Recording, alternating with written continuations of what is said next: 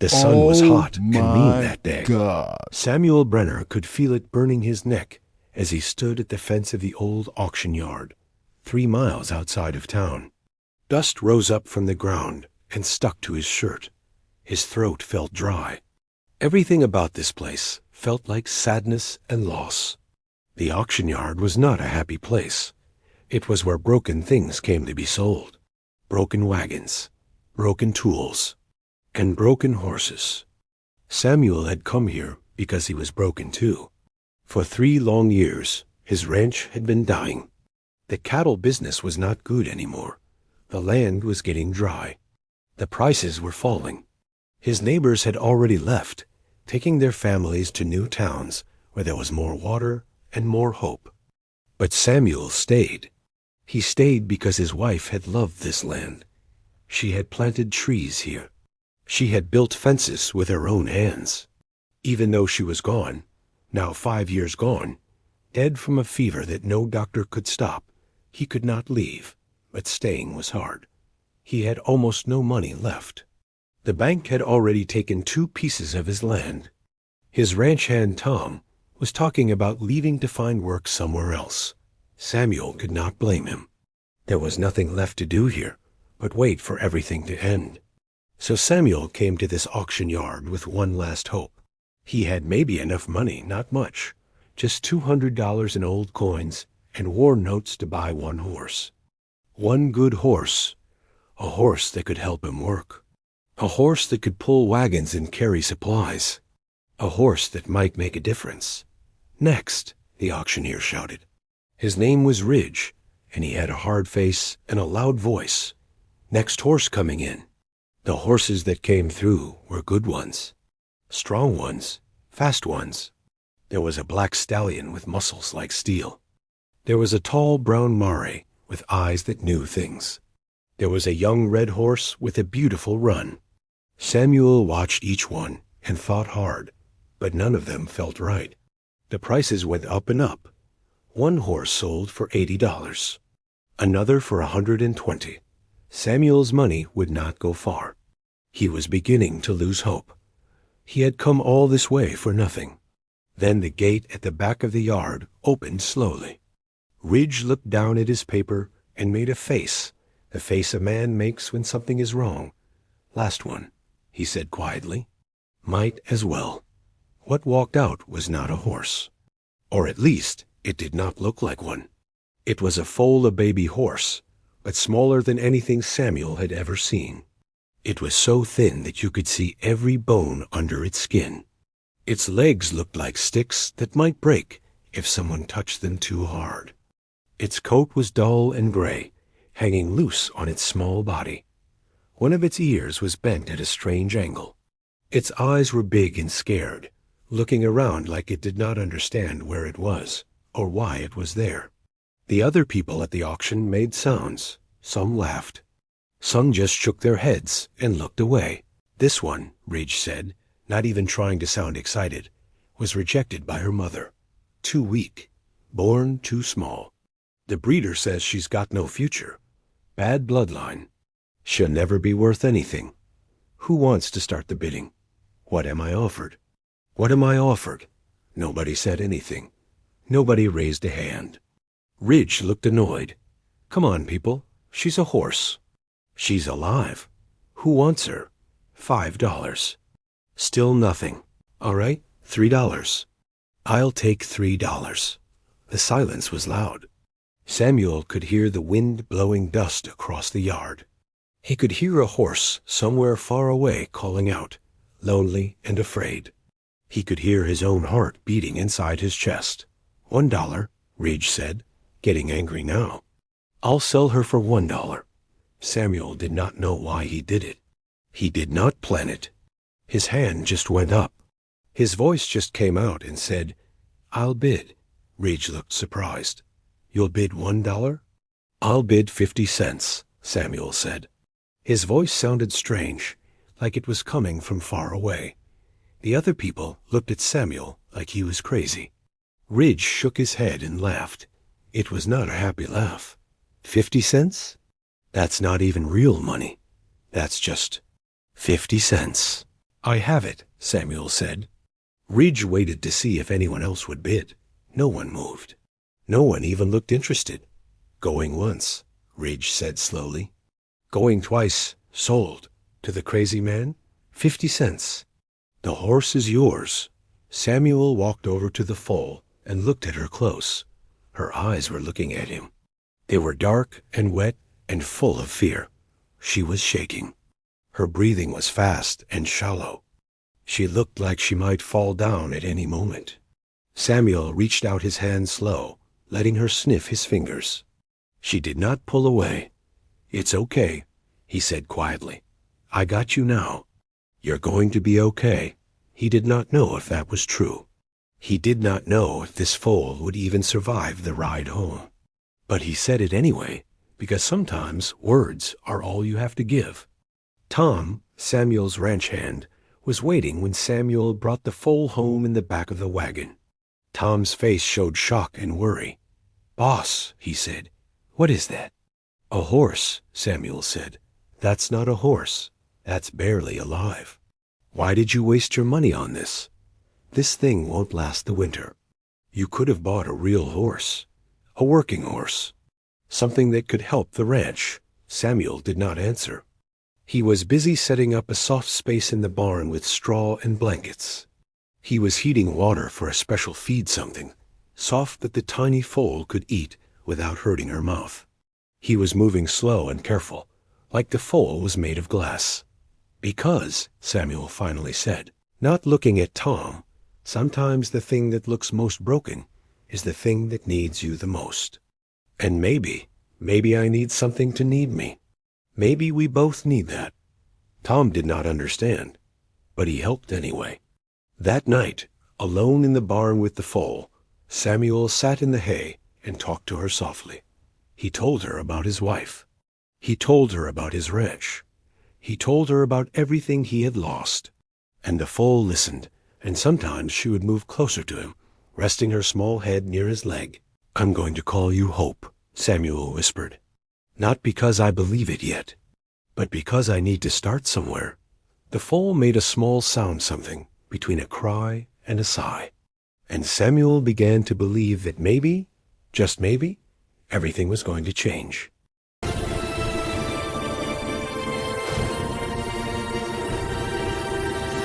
Samuel did not move. He did not speak. His hand stayed on the rifle. His blue eyes moved from face to face, studying each man carefully, looking for danger, looking for lies, looking for any reason to shoot. The scarred man slowly raised his empty hands, showing they held no weapons.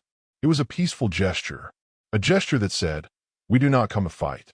"My name is Marcus," the scarred man said, his voice slow and clear. "And yes, we know who you are. We have ridden a long way to find you. We have something to tell you, something you need to hear." Samuel's jaw tightened. His fingers pressed against the rifle wood. "I do not want visitors. I do not want company. I want you to turn your horses around and ride away. Ride away and do not come back." "We understand," Marcus said, and something in his voice made Samuel believe that he really did understand. "But you need to hear this. It is about what happened 10 years ago. It is about the day that changed your life." Samuel felt something cold move down his spine. 10 years ago. That was the day Samuel wanted to forget. That was the day everything broke apart. That was the day he stopped living and started only surviving. "How do you know anything about that?" Samuel asked. His voice was harder now, sharper. "Who told you?" "Nobody told us," Marcus said. "We were there."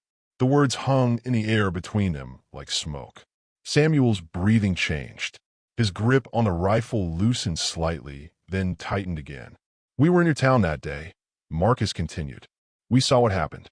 We watched you fight. We watched you lose. And we saw what came after.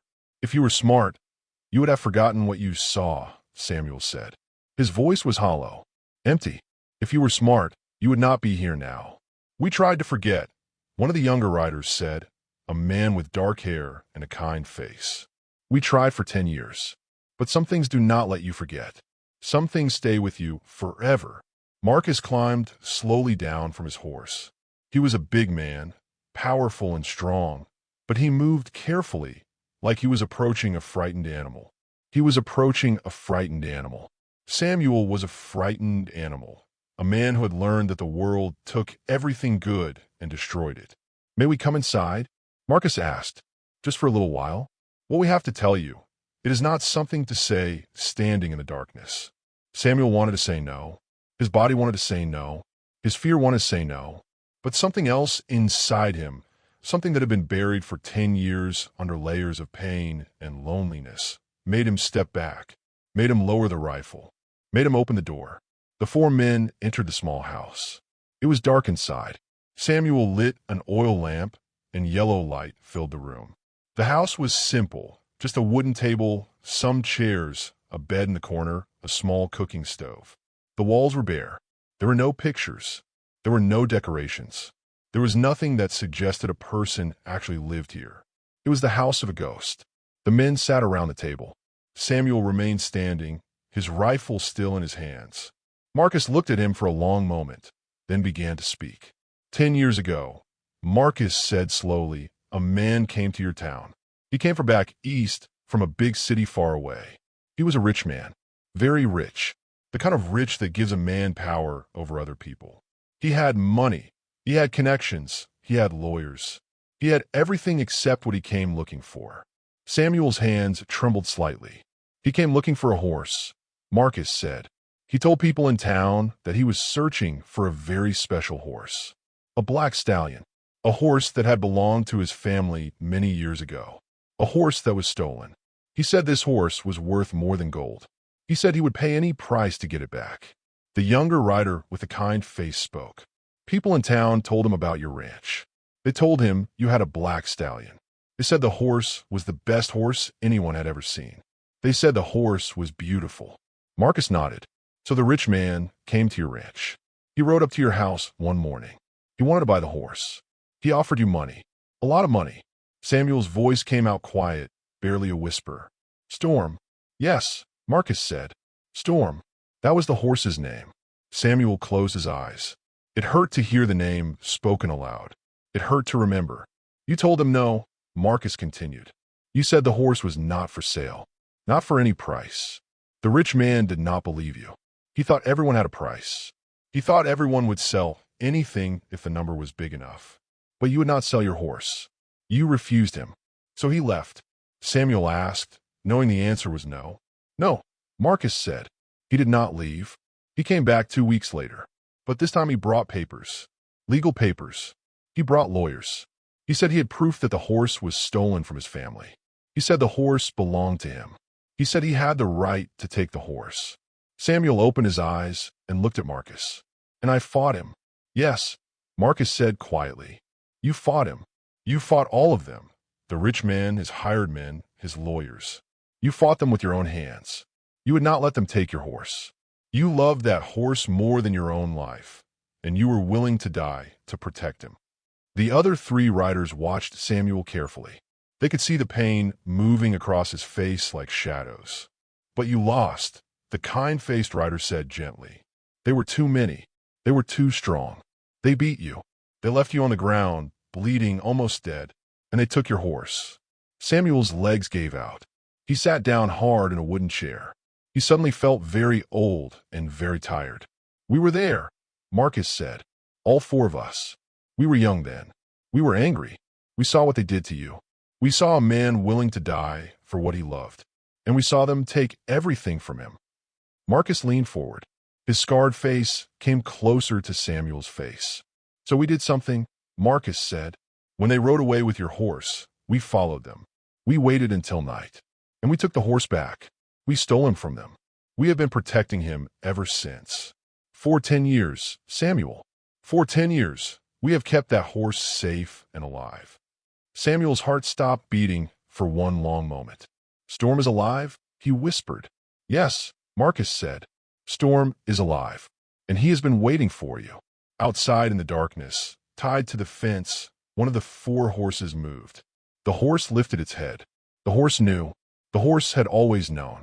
Samuel stood up from the chair so fast that it fell backward and clattered on the wooden floor. The sound was loud in the small, quiet house. His breath came fast now. His heart was beating like a wild animal trying to escape from his chest. "He is here?" Samuel asked. His voice shook.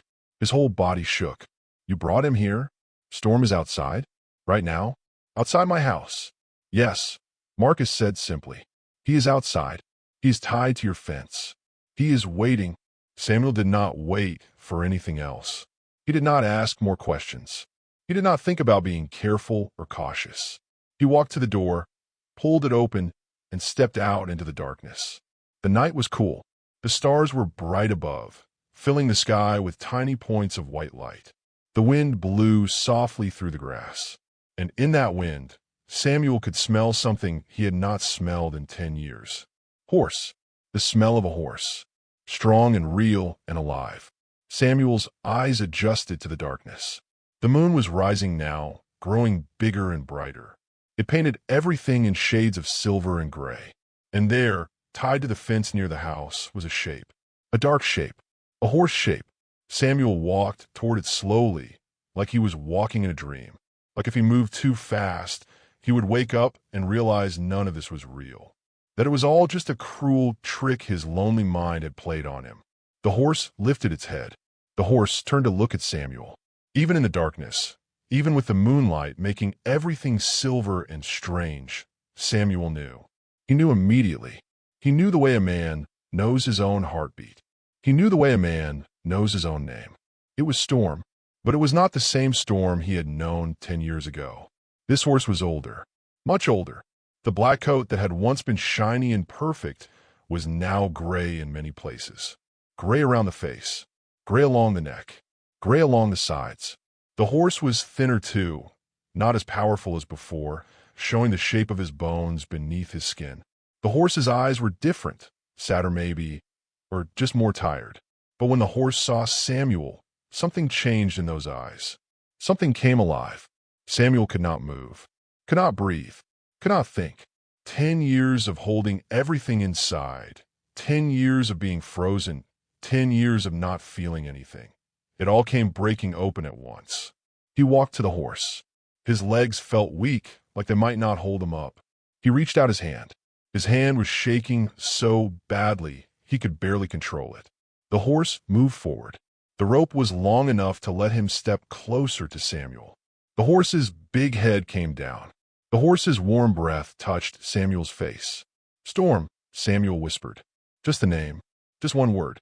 But it held 10 years of love and loss and longing inside it. The horse pushed his head against Samuel's chest, pushing him gently backward. It was what Storm had always done. It was what Storm had done when Samuel was sad or sick or tired. The horse's way of saying, "I am here. You're not alone." Samuel wrapped his arms around the horse's neck.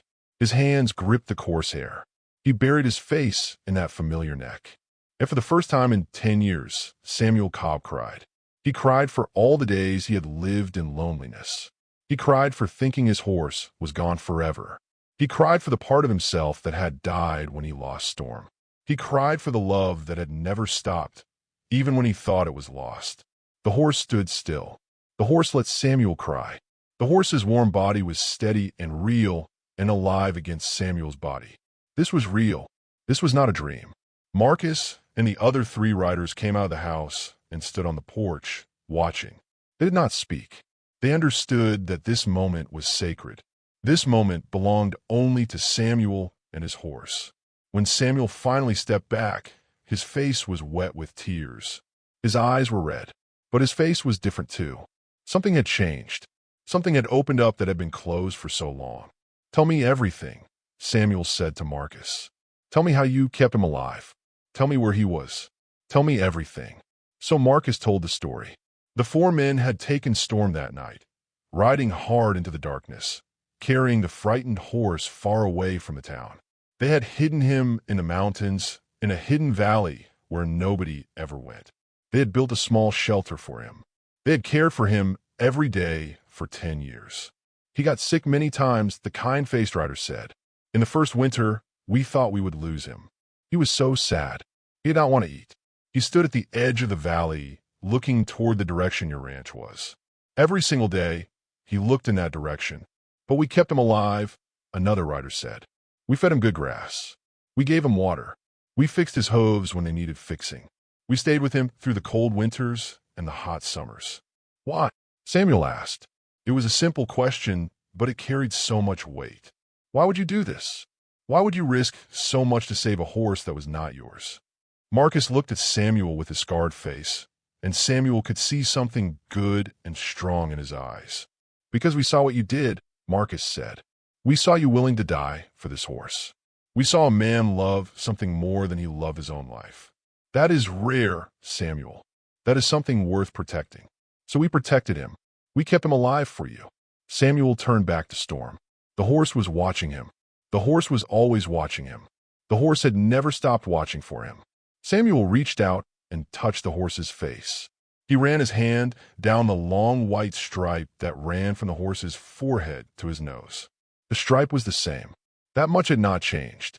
You have changed too, Marcus said quietly. 10 years of sadness has marked you just like 10 years has marked him. But now you are both here. Now you have a choice. Samuel looked at Marcus. What choice? Whether to let him go back to the mountains, Marcus said. Whether to keep him hidden and safe, or whether to take him back. Whether to keep him here with you and live together again, even though it means coming out of hiding. Even though it means the world will know you both still exist. Samuel looked at Storm. Storm looked at Samuel. Between them, in the moonlight, 10 years of separation seemed to disappear. I will never let him go, Samuel said. Never again. Not for anything. Not for any reason. Marcus nodded. He had known this would be Samuel's answer. Then tomorrow, Marcus said, we will ride out of here. All 5 of us. A lonely rancher and the 4 riders who saved his horse. We will ride into the open. We will not hide anymore.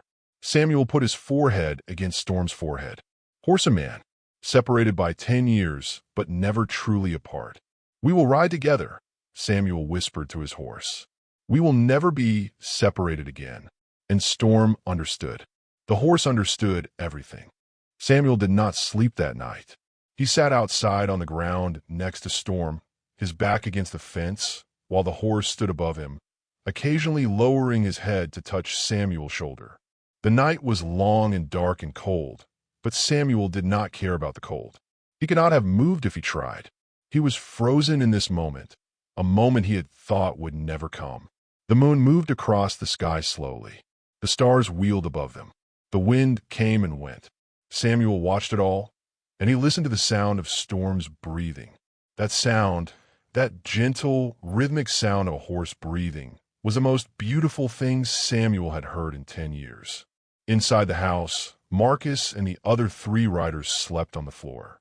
They had left Samuel alone with his horse because they understood that some reunions needed to happen in silence and solitude. As the night wore on, Samuel's mind moved through 10 years of memories. He remembered the day he first got Storm. The horse had been young then, just a colt, scared and wild. Samuel had found him running free in the grasslands, frightened and alone. Samuel had spent weeks gaining the horse's trust. He had sat with Storm in the grass. He had sung to him. He had fed it by hand. Slowly, day by day, the wild horse had become his friend. Those were the good years. Before the rich man came, before everything fell apart, Samuel had loved that horse more than he had ever loved any person in his life. When his parents died, when his wife left him, when everything else was taken away, Storm had been there. Storm had been the only living thing that wanted to be with him. Storm had been the only reason to wake up in the morning. And then Storm was gone. 10 years. 10 years of waking up and remembering that the horse was gone. 10 years of walking past the empty barn. 10 years of a life that was not really living, just existing, waiting, surviving. But Storm had not forgotten him. While Samuel had been dying slowly on the ranch, Storm had been in the mountains, remembering. Every day, the horse had looked toward the direction of Samuel's ranch. Every day, Storm had waited. The horse had never given up. How was that possible? How could a horse be more faithful than any human? How could an animal love more powerfully than people could? Samuel looked up at his horse's face in the moonlight. Storm was looking down at him with those old, tired eyes. But there was something new in those eyes, too. Something that said, I knew you would come. I always knew. "I have been lost," Samuel whispered to the horse. "I have been lost for 10 years. But you found me. You came back and found me." Storm nickered softly, a gentle sound like the horse was answering. As the night slowly turned toward morning, Marcus came out and sat down beside Samuel. The scarred man did not say anything for a long time. He just sat there, respecting the silence. Finally, Marcus spoke. "We can go back," Marcus said. "To the mountains. Storm can go back, and you can return to living the way you have been living. Alone, quiet. Nobody would ever know that this night happened. It would be like a dream." Samuel turned to look at him. Or, Marcus said, "You take the horse. You rebuild your life. You stop hiding. You ride out of here with Storm and with us. You show the world that you are still alive, that you still matter, that a bond between a man and a horse is stronger than all the power and money in the world." "But that is dangerous," Samuel said. "That rich man's family might still be looking for the horse." "The rich man is dead," Marcus said. "He died 5 years ago. His family does not care about a horse anymore. They care about money and power, not about a loyal animal. The danger is gone, Samuel. The only thing standing between you and a new life is fear." Samuel was quiet for a long time. He thought about what it would mean to leave this ranch. He had lived here for 10 years. It was all he knew now. The isolation, the silence, the emptiness. It was painful, but it was familiar. It was like a prison, but it was his prison. To leave would mean stepping into a world he no longer understood. It would mean being around people. It would mean being seen. It would mean being vulnerable. It would mean risking his heart again. But it would also mean living, really living, not just surviving, not just waiting for death, actually living. Samuel turned back to Storm. He reached up and ran his hand down the horse's neck. "If I take you," Samuel said, "if I ride out of here with you, what happens then? What do I do? Where do I go?" "You do whatever you want," Marcus said. "That is the beautiful thing about freedom. You're not running from something anymore. You're running toward something, toward life, toward hope, toward possibility." One of the other riders came out, the kind-faced young man. He carried clothes and a saddle and a blanket. "We brought these for you," the young man said. "New clothes, a saddle that fits Storm, a blanket for the nights. We want to help you start again, Samuel. We want to help you both." Samuel looked at the supplies. Simple things, practical things, things a person who was actually living would need. "You will ride with us," Marcus said, "for as long as you need, until you are ready to be on your own. And then you can go wherever you want. You and Storm can go anywhere. You can build a new ranch. You can work for other ranchers. You can ride through towns. You can see the world. Storm deserves to see the world. And so do you." Samuel felt something shift inside his chest. It was small at first, a tiny crack in the wall he had built around his heart. But the crack grew larger. It grew wider. It broke open completely. He was tired of hiding. He was tired of being dead while still breathing. He was tired of running from life. "I will take him," Samuel said. His voice was stronger now, clearer, more alive than it had been in 10 years.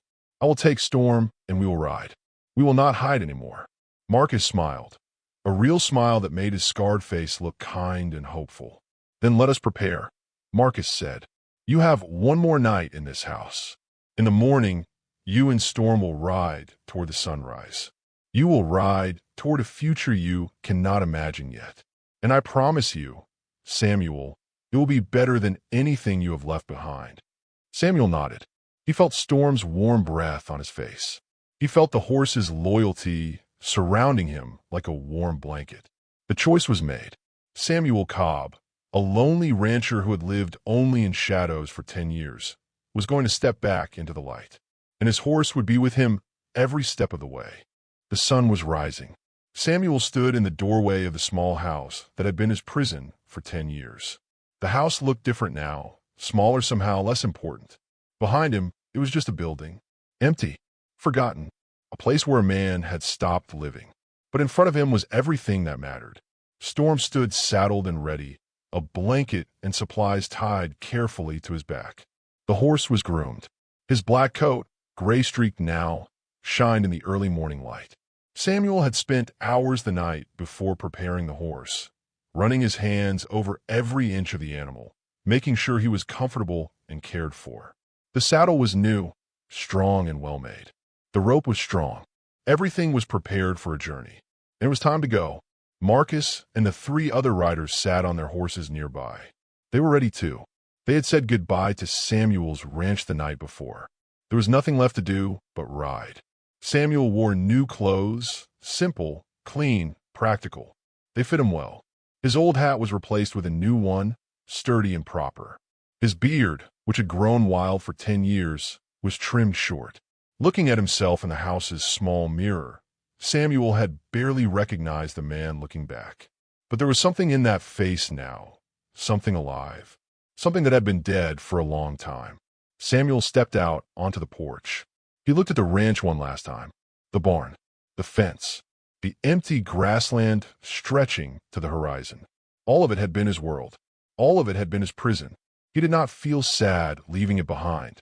He felt something else, something lighter, something like freedom. Samuel walked to Storm. He put his hand on the horse's neck. The horse turned his head and looked at Samuel with eyes that held 10 years of loyalty and love. "We are going to leave now," Samuel said quietly to his horse. "We are not coming back. This place is behind us. Everything behind us is gone. We are going forward." Storm nickered softly, as if he understood, as if he had always been waiting for this moment. Samuel took a deep breath and pulled himself up into the saddle. For 10 years, he had not ridden. His legs ached as he settled into the seat. But his hands remembered. His body remembered. The connection between man and horse came back like it had never been broken. "Ready?" Marcus asked from his horse. Samuel nodded. He could not speak. Too many emotions were moving through him at once. Marcus raised his arm and pointed toward the direction where the sun was rising. "That way," Marcus said. "That is the direction of hope. That is the direction of new life. That is the direction where a lonely rancher becomes a legend." Samuel looked at the horizon. The sun was just clearing the edge of the world now, sending light and color across the grassland. Orange, gold, red, pink, yellow. The sky was alive with color. The world was waking up, and Samuel was waking up too. He squeezed his legs gently, and Storm moved forward. The horse walked at first, slow and careful, as if the animal understood the importance of this moment. Samuel felt the powerful muscles moving beneath him. He felt the life in the horse. He felt the heartbeat. He felt the strength that had kept Storm alive for 10 years in the mountains. The 4 other riders came alongside them, 1 on each side and 2 behind. Together, 5 horses and 5 men began to move across the grassland.